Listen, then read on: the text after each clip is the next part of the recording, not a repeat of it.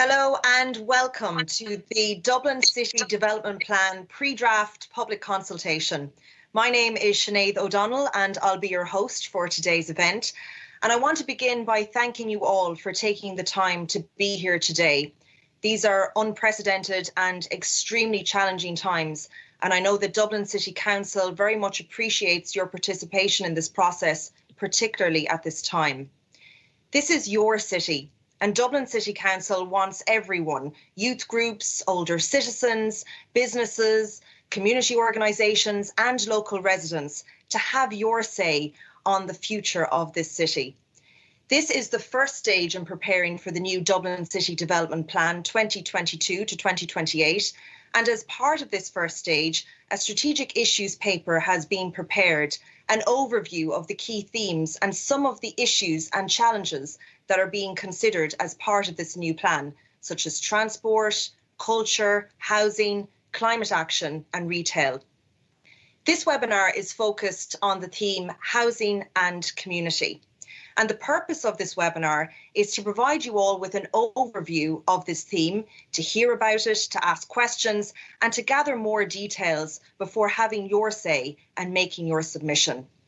And there may be some of you here today who have already read the strategic issues paper online, who may have already submitted views, whereas there may be other people here today who are participating in this process for the very first time. Regardless of your experience, Dublin City Council's hope is that each and every one of you will log on to the website www.dublincitydevelopmentplan.ie and share your views. You'll see displayed on your screen the strategic issues paper that you can read on the website. To share your views, simply click Make a Submission, seen here at the bottom of the screen. A submission does not need to be a long report. It can simply be your ideas on how the city can be improved in the future. You can also share your views by post by writing to Development Plan Team, Planning and Property Development Department, Dublin City Council, Wood Quay, Dublin 8. And the public consultation period is open until 4:30 p.m. on February 22nd, 2021. Now, the format for today's webinar is very interactive. We'll be hearing two short presentations on this key theme, and then we'll be hosting a live Q&A session with our panel of experts on what's being discussed. On today's panel, I want to introduce Daithí Downey, Head of Housing Policy Research and Strategy with Dublin City Council, and Colleen O'Reilly, Director of Services for Dublin City Council's North City area. And finally, Deirdre Scully, Deputy City Planner at Dublin City Council. You're all very welcome. Now, throughout the presentations, please feel free to get involved. On the right-hand side of your screen, you'll see there's a Q&A facility where during the webinar, you can ask questions about the new Dublin City Development Plan. And once the two presentations are complete, the panel will then be live to answer your questions, and they will endeavour to respond to as many questions as possible throughout the webinar today. We'll now begin with our first presentation. May I introduce Daithí Downey, Head of Housing Policy Research and Strategy at Dublin City Council, and Daithí will be discussing the topic of housing.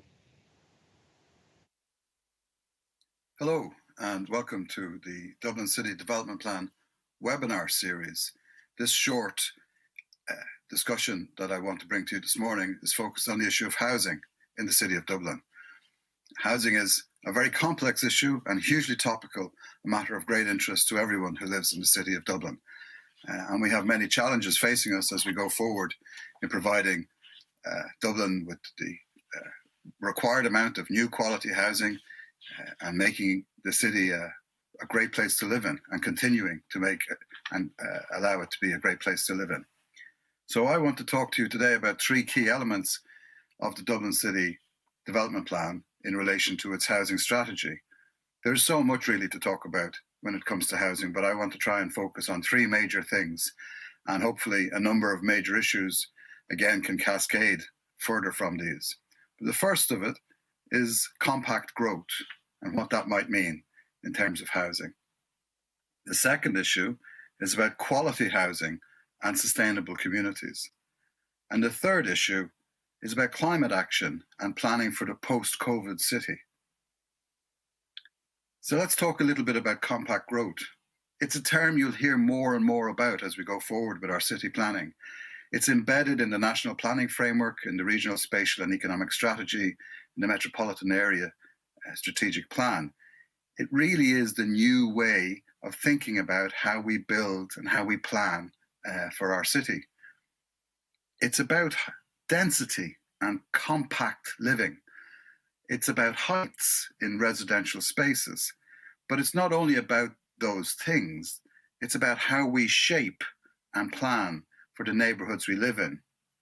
It means that we need to understand more about the typology of housing, about the design of apartments, maisonettes, about how we convert or adapt commercial use buildings into residential spaces where we have an opportunity.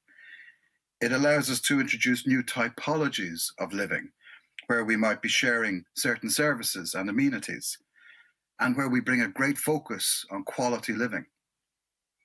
The typologies that we're aware of today, which are commonplace in the city, will have to be augmented by new forms of design.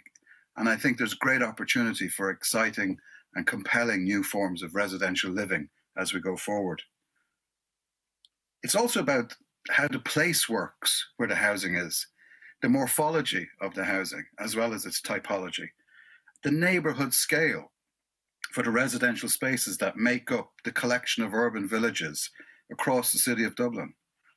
And the key issues here in all of these things are about the massing and the density of new forms of housing provision, but also how they relate to the existing space, how they work to make the places we live in attractive and vibrant and sustainable.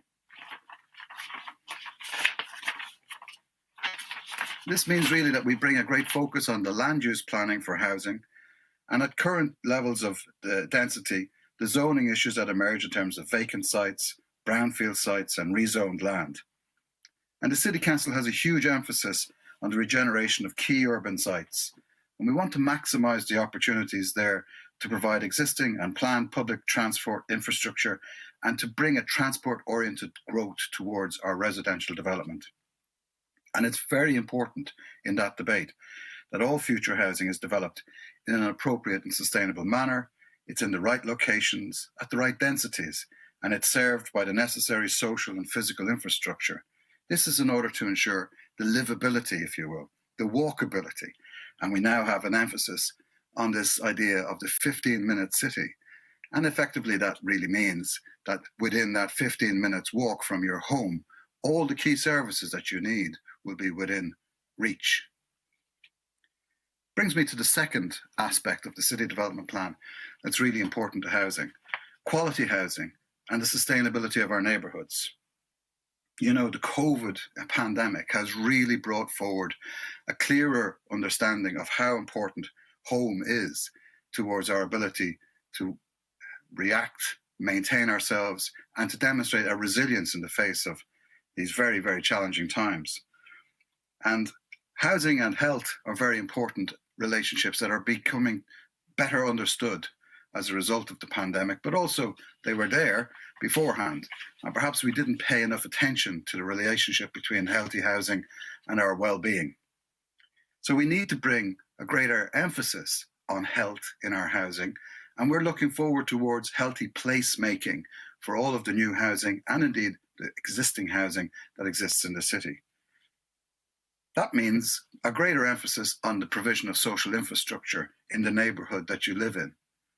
This means, in turn, ensuring that all of the facilities required for healthcare, education, community centres, libraries, swimming pools, the public spaces, the childcare services, the recreation facilities, the playgrounds, the amenities, all of these facilities and more that I can't name in this short period, they form the essential infrastructure, the social infrastructure of our communities. And the city plays a very important role in both funding and delivering and running community services and facilities. And we envisage the provision of social infrastructure as being a key area of our capital investment. It includes public realm, the upgrades to the public realm, to sporting facilities, to refurbishments, to public parks and so forth. These are really important matters in the discussion of the place we live in, how sustainable it is, how attractive it is. And there are certain parts of the city where there are greater advantages and lesser opportunities for access to placemaking that's healthy because of social infrastructure. We want to address that, particularly in the new city development plan, because we will have new and growing communities, and we do have an increasingly diverse city and a growing population. And we really do want to emphasize the issue of access and equity in the provision of social infrastructure. This is something that the City Development Plan takes very seriously. And because of that, the city maintains and delivers a wide range of strategies across a number of key areas of our economy and our society, but particularly in relation to matters for people living with disability, people who are aging across different age cohorts.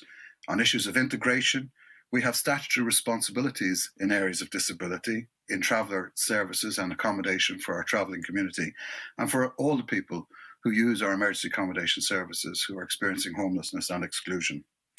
And our social inclusion provision is a key issue through which housing works, about community engagement, about local participation. And again, brings us back to this argument about what makes a sustainable neighbourhood, because we're talking about how the mixed use of land and tenure becomes fundamental to the delivery of a sustainable community. This issue of housing tenure and mix is very challenging. It's always a massive issue of debate and discussion when any new housing provision is proposed, or indeed when any form of regeneration or redevelopment in a space is being considered. What we're trying to ensure always is that we have an evidence-based allocation of zoned land that will meet the projected housing need of households as we go forward, and that we are able to mix the size of housing, its type, as I mentioned earlier, and the requirements that come from that amongst the different socioeconomic groups in the city. But housing tenure and housing mix are key issues to understanding the next part of sustainability, which is about housing affordability. We have a very serious challenge in housing affordability in the city. We're very aware of this. And our emphasis here is on bringing forward new provision underneath a housing need and demand assessment model, which is new to the planning system and which Dublin City looks forward to advancing. We also have an emphasis on housing costs and tenure choice within the HNDA, and we hope to bring forward new innovation in housing tenure, particularly in cost rental and in other forms of social and affordable housing provision, including low-cost rental and affordable home ownership. These are matters of national housing policy, and the City Council is a policy taker, not necessarily the policy maker here, but we will always strive to innovate and deliver the very best opportunity we have for quality, affordable, sustainable housing. And this brings me to the last part of the major issue I wish to address with you, climate action, and how we're planning for the post-COVID city. I haven't got time to go into the massive issues around climate action, but sufficient it is for me to say, I hope, that climate actions and how we adapt to living in a low-carbon economy and society are very important to the way we provide housing. And we are looking at a great transformation and renovation in our housing stock in the forthcoming years, with a particular focus on energy systems and how our housing works. We will have heard about heat pumps, solar panels, insulation, smart energy systems, and near zero energy housing. All of this comprises the shift towards a low carbon economy and society, and we must ensure that housing plays its part. Lastly, I suppose we have to reflect on today's circumstances and how the pandemic is changing the way we use places and the opportunities for our local neighbourhoods, where they're becoming a much more enhanced space for our community activity, for our daily life, as many of us work remotely. And indeed, the changes that will be forthcoming in the city post-pandemic are something that we have to plan for as well in housing. There's a lot in what I've said, and I've spoken for about 10 minutes, I'd say at least. But you'll find a lot more detail online on our web resources for this city development plan. And I'd encourage you, please, to read through the content and to engage with us as we go forward. Go raibh míle maith agam. Thank you, Dahi, and lots of great questions being shared there throughout that presentation. Keep them coming in and we'll get to them all shortly at the Q&A session. Just to remind you, if you would like to ask a question at this stage, you can do so at the Q&A facility on the right-hand side of your screen. Now, our second and final speaker this afternoon is Colleen O'Reilly, Director of Services for Dublin City Council's North City area, and Colleen will be looking at the topic of community. Good afternoon, everybody. We're here today to talk about issues papers for the forthcoming Dublin City Council Development Plan. And I'm going to talk to you a little bit today around the issue of community and what that means in the greater context of everything that Dublin City Council does. So the first thing we want to talk about is community and how do we define community and what our key objective as a local authority is. So what we're trying to do as local authority is to develop stable communities. So what does that mean? That means creating a balance of social, economic and physical society. So social, I'm going to talk to you a little bit more in a little while. Economic is things such as jobs and businesses in the local community, and physical is things such as roads and public transport. The key thing to remember in all of this is that they're all connected. So to have a stable community, you need to have strong elements of each. There's no point in having a community with really strong economic but no social and no physical, or likewise really strong physical with no social economic. So all of these things are interconnected. What we're trying to do in essence is to make a better place. So it's something that we call placemaking. And what do we do and how we go about that? And what I'm going to talk to you mostly about today is a thing called social infrastructure. The key thing to remember with all three of these concepts, social, economic and physical, that the economic and physical are covered elsewhere in the development plan. So all we're talking about is social, and colleagues will cover economic and physical in other webinars. Okay. So when we look at our social infrastructure and community, we have what I like to call hard social infrastructure and soft social infrastructure. Hard social infrastructure are the tangible things we can see in our communities that make up the community we live in. What is soft social infrastructure? Well, soft social infrastructure is the intangibles, and these are sometimes the most difficult to see and the most difficult to develop. But we'll go into those in a little bit more detail. So, from a hard social infrastructure point of view, we have things such as housing to ensure that we have the correct mix of housing, the correct types of housing, and the correct critical mass of housing. So you will see now a lot of times in this new development plan, you will see what we call a densification. And that is sometimes what is needed to make it more viable for a community and make it more viable economically. Healthcare facilities is another important one. I suppose we've moved along far along from the old days of just having a GP surgery, and a lot of areas now have primary healthcare facilities, and it's our job as a City Council to help and assist and identify with those developments. Schools and education, the provision of school sites and discussing with the Department of Education where school sites go and how schools develop or how schools don't develop. There's a lot of parts of the city now that have more schools than they actually need due to the change in population. The importance of a community centre where people can come together, meet, where people can exchange ideas, where people can see the good things that are happening in their community actually happening and engage in the place they live in. Libraries, very, very important and very traditional part of our society are libraries. They provide information, they provide a place for people to go, and yet again, they're an interactive space within our community. Similar sports facilities, none so much as recent times with the COVID-19 pandemic, people have realised the importance of physical activity. And sports facilities in our communities have always provided that outlet, as well as a place for structured clubs to meet and for people to engage in their physical activity that helps them in their everyday lives. Other things we talk about is good public spaces, places where people can act, sometimes called a public transactional space, places where people feel safe, feel comfortable, where they can engage with people from their community, where they can talk to other people from their community, when they can discuss things about their local community. Childcare facilities, obviously important to ensure that we give, number one, a place for working parents or parents to have a break from, to allow their children to be minded, but also from a developmental point of view to ensure the children get the best starts in life.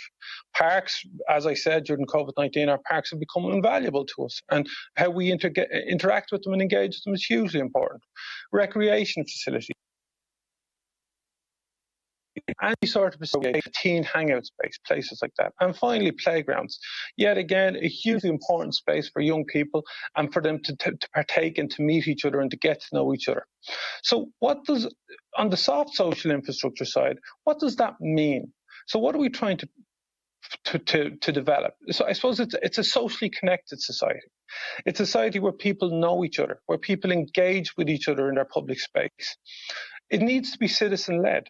So it needs to be, we as a local authority need to be listening to people and finding out what they would like in their local community, how they like to engage in the community, what their local needs and wants are, and then to work with those communities to develop the softer sides of that. Integrated agency delivery.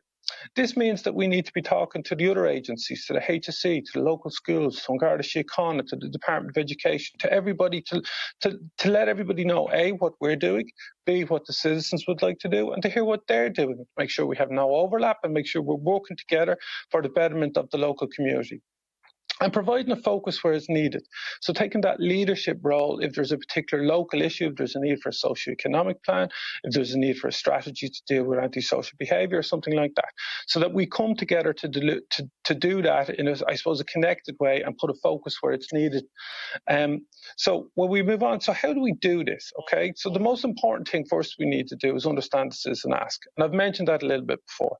We need to be engaging with our citizens, we need to be engaging with our communities to understand what they need, what they want, what the local issues are, and how can we solve them, and what the best way to solve them for those people is.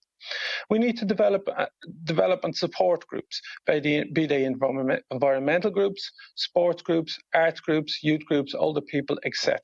So a good community is a community that has strong sports club, a strong tidy towns, a really strong older persons group.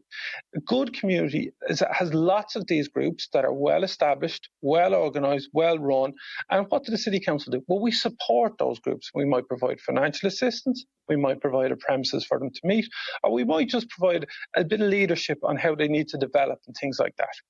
We need to ensure that we have a balance of social support. So similar to the economic, social and physical, we also need to know that a community doesn't have 25 older people's groups and no sports clubs, or 100 sports clubs and no environmental group. So we need to ensure that there's a balance across that meets the needs of all the citizens in the community.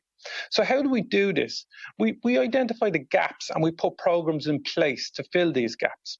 So we look to the local community, and if there is a no environmental group, well then it's up to the City Council to take a lead part in developing that environmental group and pull it together and make sure that we have the right people involved, we provide assistance, we link them up with people who've been successful in the past, and we let other agencies know what's going on. Community events. Community events are hugely important for people in their community to engage with other people and also to see all the positive things that go on in their community, be it a launch, be it a homecoming for a sports person, be it a sport activity, late night leagues. Community events can have a huge number of positive influences to the local community, and it's up to the City Council to pull as many of those together as possible. The importance of a public realm and providing a high quality public realm, how we present our areas, what they look like, are they clean, are they tidy, is there the right number of bins, is there the right number of public benches. So how we do that and how we engage with the space and the citizens to find out what's going on in that space. To highlight the positives in the community. How are we communicating to people all the good things that are happening in the community? Social media has changed an awful lot how we communicate as citizens and how we interact with each other. And very often there is an awful lot of negativity on social media. But where's the positivity? Where's the information about the great young people engaged in sports clubs, or the great young people engaged in environmental groups, or the really great things that are happening, in an older person's club? So we need to get that information out there, and the City Council needs to provide a leadership role in that engagement. Leadership is something I've just mentioned, and it is the City Council's role to provide that leadership and to engage and to listen and to stand up and be counted. Another important issue is something called universal design. So this is dealing with people with disabilities. This may be dealing with younger and older. So ensuring that the areas we have provide a really good space for those people from an interactive point of view, that everybody can engage in the space in a positive way and the same way. So that's all from me really today. Hopefully further in the webinar you'll have some questions and I'll be more than happy to answer. Thank you. Thank you very much, Colleen. And now it is time for our live Q&A session. Thank you so much for all of the questions that have come in so far. Taking your questions today are our presenters, Colleen O'Reilly, who you've just heard, Dahi Downey, who we heard earlier, and Georgia Scully, Deputy City Planner at Dublin City Council. Dahi, I'll come to you first. A couple of questions that came in during your presentation.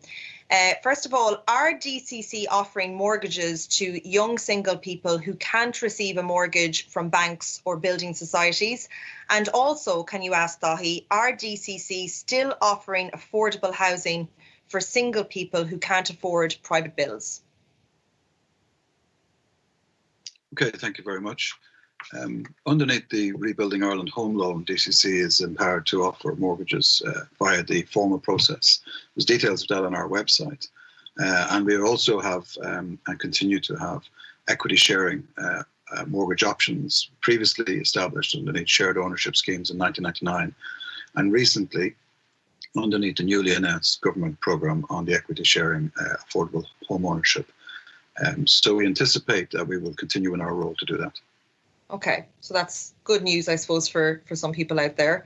A question here for, I think, Deirdre, you might be best placed for this question. It's the National Planning Framework states that 40% of housing should be constructed within the existing footprint of built-up areas. Will DCC be more ambitious with this or just the minimum?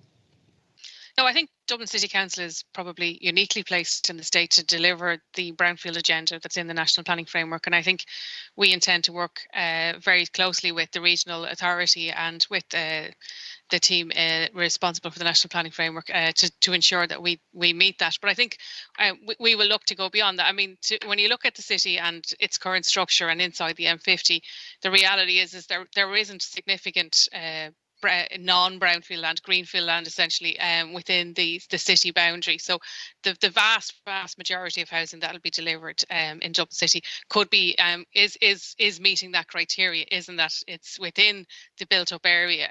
So it doesn't necessarily have to be, I suppose, post-industrial, but it is within the built-up area of the city. So we will be working very closely with our adjoining local authorities to ensure that Dublin City Council's rate of housing delivery is beyond what's the threshold in the National Planning Framework. Sorry, does anyone else want to jump in there? No. Colleen, a question here that I think that came in during your presentation. How does the new city plan intend to ensure additional new green and sporting spaces are included within new housing developments within the canals? Well, I think, and Deirdre might come in on this later, like I think within the planning framework, green space and community facilities are obviously key, childcare facilities. So it's rare these days that you'll see a new development that doesn't have a community space or a childcare facility, and definitely green space. The one with regard to sporting facilities is actually very interesting. City Council, I would feel, has very good provision of green open space and public space within the canals area. And there is plenty of that space within that people can engage in. It is sometimes difficult, I suppose, when you have a built-up area and historical area, I suppose, as defined as within the canals, to find new areas like that. But from a city perspective, for a long time I worked in the sports department, and one of the key stats is that there's 250 grass-playing football pitches within the city. And a lot of European cities wouldn't have that sort of provision. So I think it's something we already have an awful lot of. I think new developments definitely will have those community facilities, childcare facilities, depending on the site, and green space is obviously key in everything we do going forward. So I suppose it is outlined in the development plan and then it's implemented through the planning process. Yeah, I'll just add to that a little bit, saying that, you know, there are major regeneration sites within Dublin City, both within the canals and just beyond, and there will be opportunities as they come forward for redevelopment to create new parks for the city and to create new spaces. And an example would be St. Teresa's Gardens, where there's a GAA pitch going in as part of their redevelopment. So there is, you know, there will be opportunities, because we need to balance the growth of population and housing within the city with an increased amount and quality of the open spaces that we have. And sometimes it's about going back to spaces that maybe aren't being used very well, or have declined in their usability for the people that are around them, and maybe to relook at how we use them, and to change their use, and maybe take out maybe say older tarmac surfaced spaces within parks, and to change them into maybe biodiversity spaces. And there are lots of opportunities within that, and we'll be talking a little bit about that actually in the webinar tomorrow, where Les Moore will be discussing how the actions that the parks have been taking in regards greening the city. But I think that as the plan is evolved, we'll be hoping that the draft, as we work to take on board all the issues raised, to build in the policies as regards requiring the delivery of open space, and to identify new opportunities for greening in the city, because not all things have to be big. There can be opportunities for greening the city, and like creation of new micro parks and street trees, and all these things will make a big difference. But the pitches is an issue that we definitely want to look at in the plan, and we'd be happy to have submissions from those who are particularly interested in that. Very good. Thank you, Deirdre. Question in here for Colleen. On the health issues that you touched on, is there a possibility that we in Dublin could establish a dementia village in one of our villages as a pilot project? So I suppose there's an awful lot of really good work goes on for the age-friendly city, and there's elements within dementia that, like, there's nothing that's impossible. Projects like that are certainly things that we're interested in, and it's on, I suppose, the soft social infrastructure side. It may not be for the development plan, but to engaging with public spaces and making them universally accessible and design accessible, and even usable for people with dementia. Yeah, that's certainly something we can look at. There's no issue at all with that if somebody wants to make contact. And I suppose that brings up the wider issue of the type of housing stock that we have and how suitable it is for an ageing population. And that's one of the challenges the city faces, that as the city ages, the housing stock we have isn't always suitable for people as they age. And we need to, I suppose, to diversify, which is what Dahi was talking about earlier, the diversification of housing, so that we do have supported housing models in areas as they get rebuilt, so that some of that new housing stock that comes through will be looking for policies and ideas about how we can boost both public and privately provided housing for older people in all types, whether it's significantly supported, such as a dementia facility, or whether it's independent living with maybe just having a little bit of support, similar to some of the existing facilities that DCC run. So there's a whole range of things there that needs to be addressed as regards housing, because it isn't one size fits all, and we do need to ensure that we provide housing for all stages of life in a way that's both how we build stuff so that it's universally designed, but also in the type of housing that we deliver long term. I think that's a really interesting point, Deirdre. Like, one of the things that would always strike me is that the vast majority of supported housing within Dublin City is provided by the local authority. And it's interesting, if you look at the US, for instance, to be a huge economic model and huge business in the provision of private supported living. And I suppose it's how in the development plan we enable that or support that or, encourage that would be hugely important. Question here for Dahi. How will the plan ensure the inclusion of travellers in all local services across the community? Thank you. Well, the local authority has statutory functions and responsibilities, delivery of both housing and housing supports to our travelling community. So it's a formal requirement. That's first and foremost. It needs to be understood that it's part of our public sector duty in effect. We're very keen to ensure that there's a really effective traveller accommodation programme, notwithstanding a number of the challenges that have already been forthcoming. So we need to double down in this area, really, just to pick up on the broader issues as well. Our travelling community are very important to us, but so too are any households experience any form of housing exclusion or disadvantage. So we do have to face into the challenges of growing demand for quality housing from a number of persons who are significantly challenged in meeting the current housing market demands. But it also brings us back to the need to cohere around the key major core strategy issues on housing.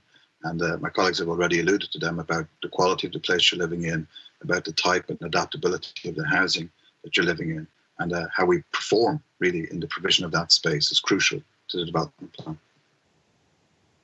Brilliant stuff.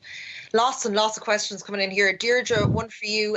According to Ronan Lines, we are short on apartments and have a surplus of traditional houses. Does DCC have any plans to address this in the new plan? Yes, I mean, part of the development plan is assessing what is the housing need for the city, and then what mix is the most appropriate for the city. I mean, currently, based on 2016 figures, the share of apartments in the city is about 35% and has been growing steadily over the previous number of years. And I think at this stage, I mean, I don't have an answer because we're at the start of that process, and I think that's one of the things that we would like to hear people express a view on. So we will be working on looking at what is the appropriate mix for the city, and we have the government guidelines as well to take into account. And I think, again, as I was saying, it's providing the mix of housing. And in some areas, you know, particularly the likes of the inner city, they're say in Dublin 1, there'd be quite a high proportion of apartments, particularly one-bed apartments. And maybe the answer there is in those areas that we need a better mix and a wider mix of housing. And there are other areas of the city where the housing form will be 3 and 4-bed semis, which then makes it very hard for people to stay and step down and stay within their local community. So again, it's not a one-size-fits-all answer. We need to deliver a good mix of housing within every community of the city so that everybody who wants to stay in that area has an affordable option and a suitable option for where they are in their life, because not everybody wants the same thing all the time. And I think, you know, one of the I suppose the anecdotal stuff that people would see is, you know, when you see students renting 3 and 4 bed houses in housing estates, that's the wrong use of a particular housing type. I mean, they don't want to be dealing with the responsibility of looking after a front garden. It can be a blight in an area, and it can be, you know, a nuisance to people. But also, you know, we are failing then that there isn't the right mix of housing to cater for their particular need in that community at that particular time. And that house is probably much better used by a family who would get much better use out of the front and the back garden.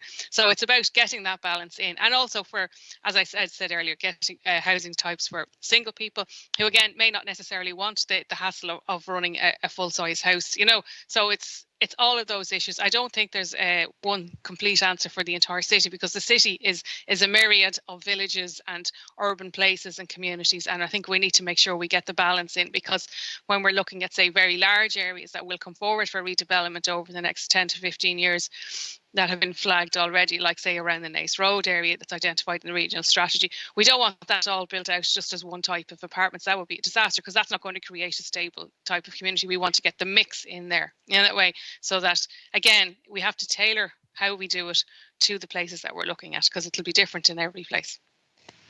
Just staying on the topic of apartments, there's a question here: what policies are Dublin City Council going to implement to convert the huge number of Georgian houses in the city centre into good quality apartments?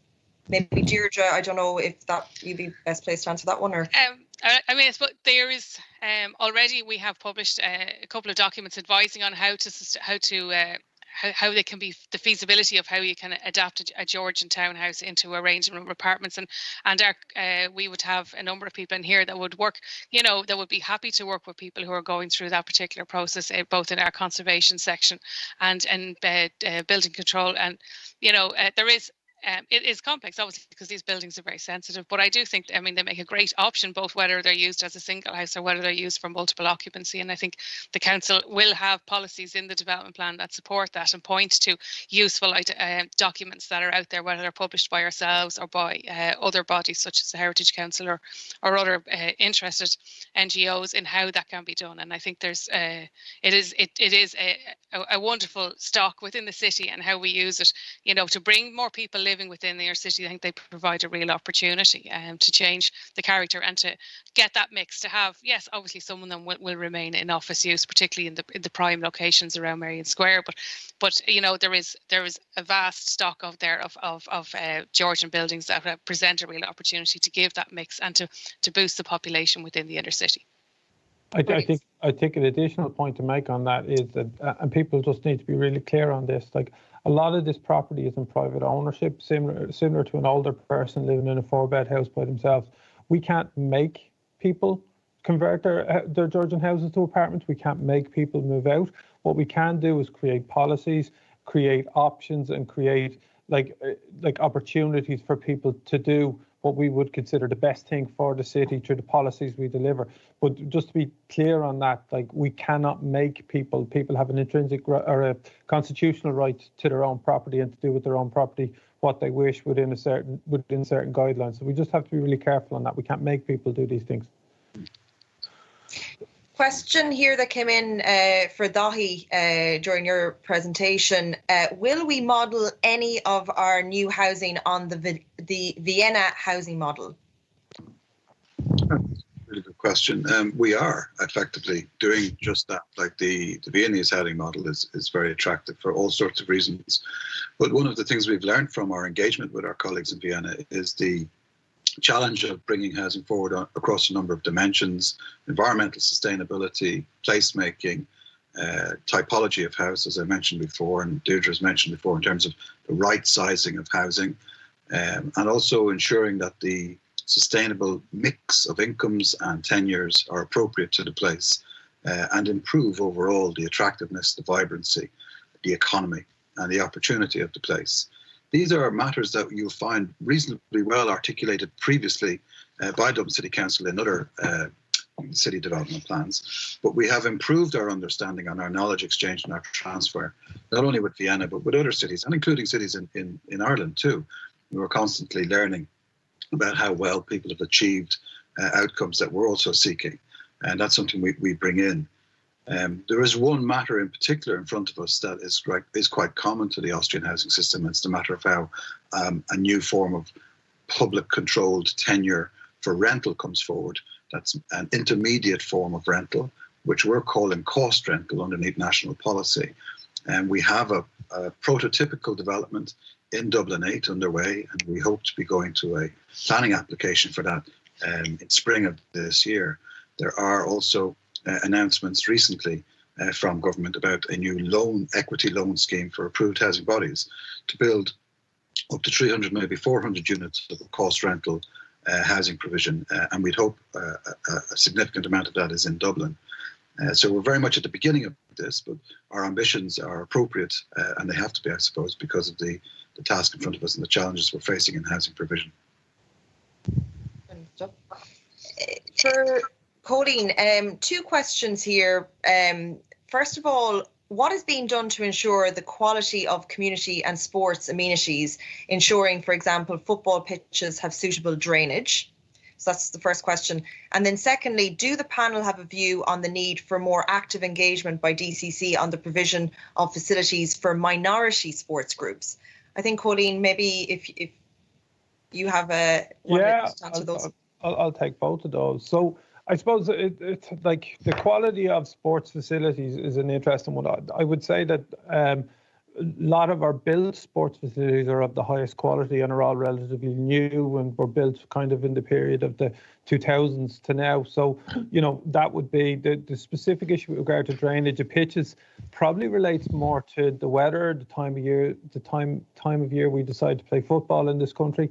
How often we want to use those pitches and what we use them for. But yeah, like we can have a long-term program, and I know our colleagues in the Parks Department are always implementing drainage schemes on public pitches, but it also comes down to, finite resources. So we can't just do every pitch in the city all the time. But like we also have to realise that we live in a very wet climate, so pitches will be called off if we insist on playing, soccer in the winter months. Like it is going to happen that pitches will be called off, and we just have to prepare for that. No matter how much drainage we put in some pitches, that will always be the case. The second part of the question, you might remind me again, Sinead? Sorry, just in terms of, do the panel have a view on the need for more active engagement by DCC on the provision of facilities for minority sports groups? Now, they don't give an example of minority sports groups. Yeah, so I suppose the definition of a minority sport depends on the sport you're involved in. Like most of our community sports facilities will have kind of universal use, big sports halls that can be used for the likes of badminton, basketball, volleyball, things like that. It depends on how minority of a sport you want to describe. But yeah, like all of our sports facilities should be as multi-use as possible, and we try to design them that way that they're usable for. I think a lot as well is around active recreation. You're walking, you're going to the gym and stuff like that. and have facilities for things like that. But yeah, we do our best, but without knowing specifically what minority sport people are asking about, it's hard to answer the question. Okay. If I just may say that Dublin City Council this year will be renewing its commitment overall to integration by developing a new integration strategy for 5 years, and we're very soon going to be engaging in that more formally. It's in parallel, it's not as big as the City Development Plan, but it's in parallel to the development of the City Plan. And there's real opportunities for identifying all of the areas where the city is providing services, as Colleen has noted, particularly in sports, for example, as he's noted well there, that can advance and improve access to services and appropriate integration for use across all of the people who live in the City of Dublin. So watch this space. The integration strategy for the city will be coming forward soon as well. Brilliant stuff. Dahi, question here for you. Is there a push for modular social builds over traditional masonry construction? Wow, that's a great question. Modularization in housing is really the future of so much of our housing construction systems. And there's so much to talk about, from the interruption in logistical supply sides because of Brexit to the other side of how we adapt and design in new methods of modern construction that bring really excellent designs forward for housing, which includes low carbon components, which brings near zero energy housing forward, that allows housing to be adapted and changed over its lifetime because it's all part of the design in. So yes, the Irish construction and development sector has now become much more integrated in the new paradigm almost that is modularized housing construction. And I think it's really important for people to understand that this is not a return to cheap or nasty building systems. It's the opposite. It's the type of exciting, tech-based, developmental-focused housing provision that allows a new industry and economy to grow around transformation of our housing, to make it energy efficient, to make it adaptable, and to make it to improve its quality. And it's very much part of the delivery of the overall EU New Green Deal.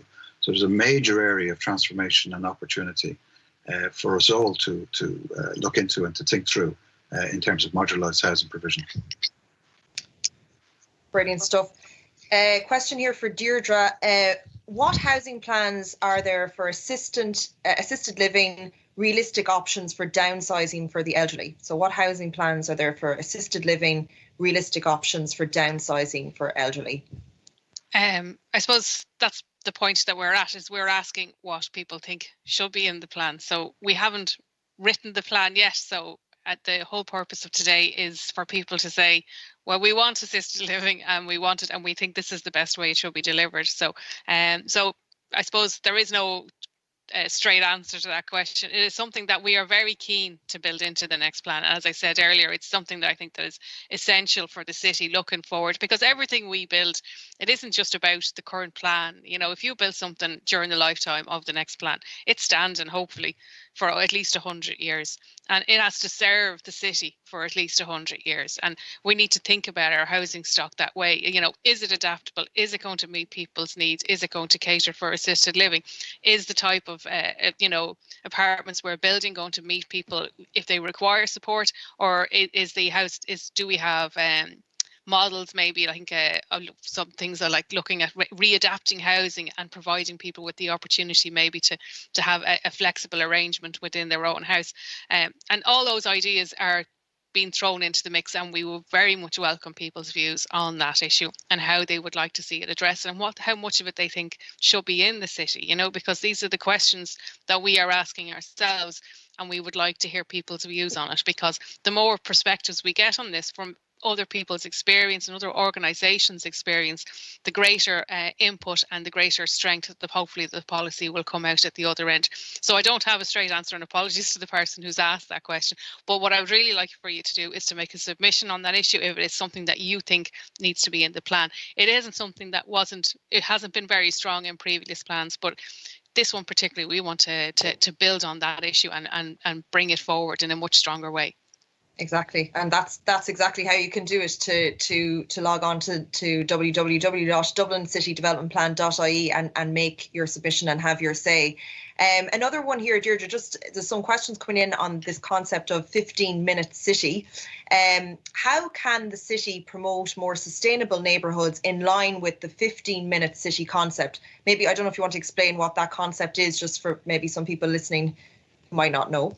I suppose the 15-minute city is the idea that when you walk out your front door, that nearly everything you need on a week-to-week basis and a day-to-day basis is within 15 minutes walk and cycle of where you live.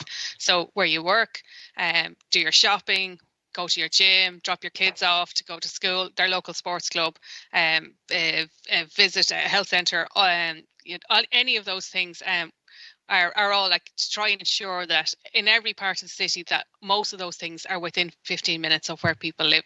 And what that pushes back to the council is planning out our city, our communities and neighbourhoods within the city, so that they aren't just one type of use with very little opportunity for all those different services to fit in afterwards. So we need to design, zone and plan our areas, and particularly the urban villages across Dublin, so that they provide a high quality mix. So the likes would be like looking at, say, some of the maybe the older shopping centres across the city suburbs, and saying we'd like them to grow a bit more and be a bit more about providing local employment centres, maybe enterprise hubs, or kind of home, home from home working. Now that everybody's kind of getting used to doing that on a more remote basis, and then ensuring that all the range of services are networked together. So you'd have like as Colleen was talking about, the idea of having your primary care centre beside the local shops and beside the post offices and beside the local Garda station, and building up a nice range of services that create quality urban villages, and ensuring that the housing that surrounds that have really good walking and cycling connections to get there, that they don't have to do a big wide loop around a distributor road to get to where they need to get to, just to get to basic facilities.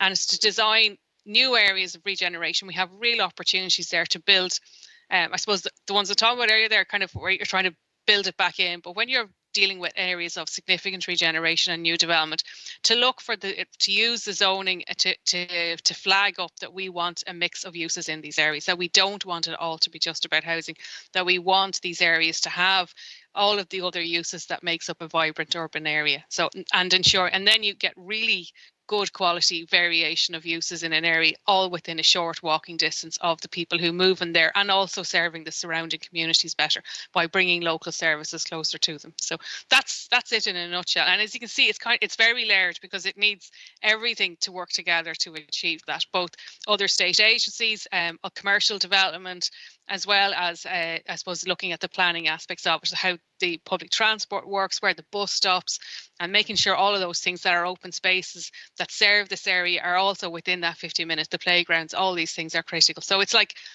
looking at each community as a whole and making sure that everything that's needed for it to function well is built into that area. Brilliant stuff.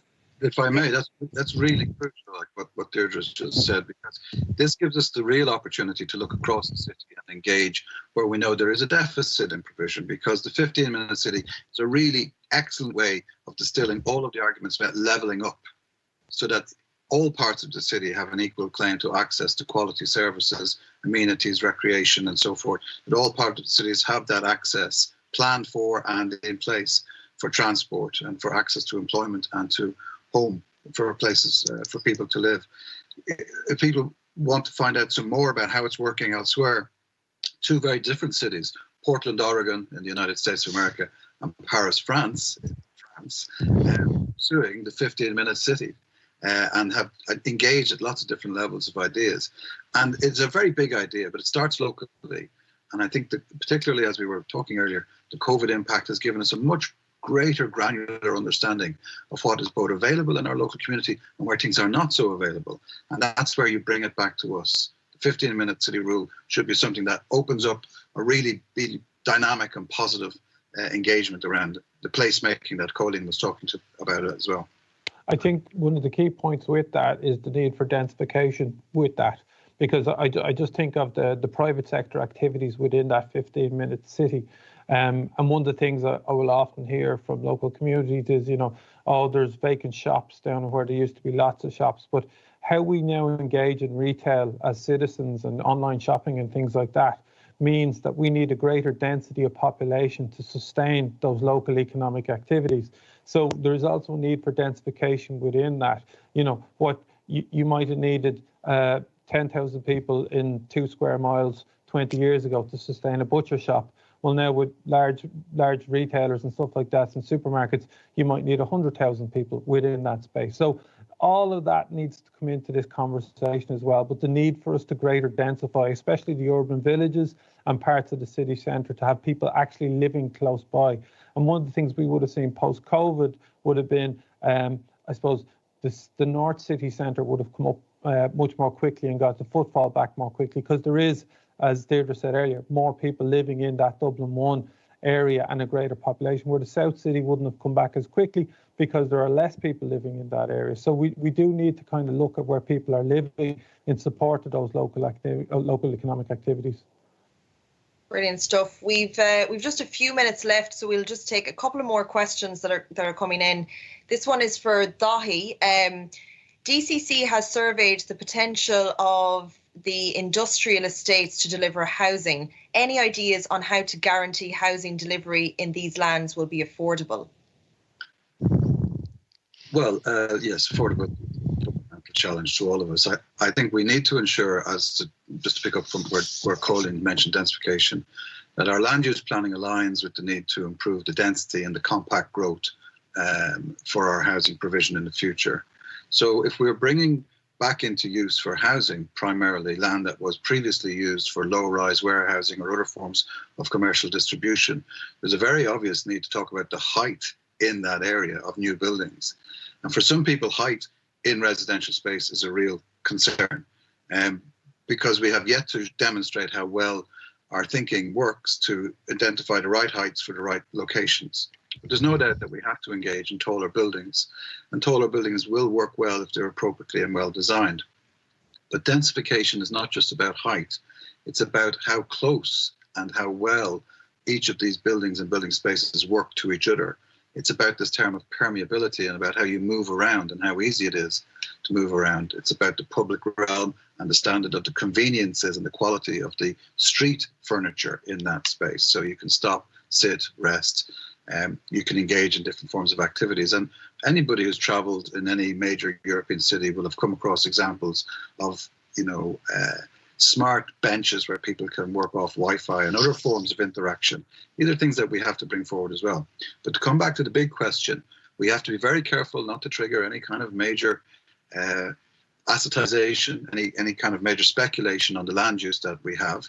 We have to be very careful to ensure that we have appropriate land use for commercial employment, because it's very important to recognize that people still work in these places, and very viable and very important forms of economy are attached there as well. So we're being very careful to try and address the land use adaptation and land use functions for housing at a granular level and very carefully as well.